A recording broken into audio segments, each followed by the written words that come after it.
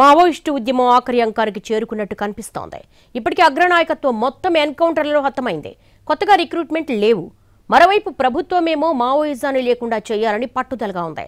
దీంతో ఆయుధం వదిలేయడమే మంచిదన్న ఆలోచనకు వచ్చారు అన్నలు. జనవరి 1న అందరం కలిసి సరెండర్ అవుతామని మావోయిస్టు పార్టీ ప్రకటించింది. మావోయిస్టు పార్టీ సంచలన ప్రకటన రిలీజ్ చేసింది. ఉద్యమ విరమణపై స్పష్టమైన తేదీని ప్రకటించింది. జనవరి 1న ఆయుధాలను విడిచి సామూహికంగా లొంగిపోతామని మావోయిస్టు పార్టీ లేఖ విడుదల చేసింది. జనవరి 1న సాయుధ పోరాటం విరమిస్తున్నట్లుగా స్పష్టం చేసింది. ఒక్కొక్కరికి బదులుగా అందరం ఒకేసారి లొంగిపోతామని వెల్లడించింది. ఎంఎంసీ జోన్ ప్రతినిధి అనంత్ పేరుతో ఒక లేఖ విడుదల చేశారు.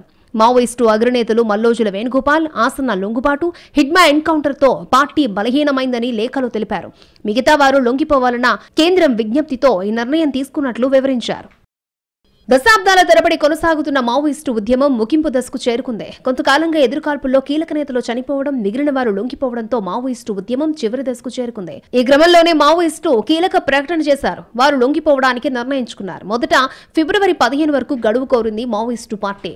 Maharashtra CM Devendra Fadnavis, Chhattisgarh CM Vishnudev Sai, Madhya Pradesh CM Mohan యాదవ్లకు లేఖ రాసింది.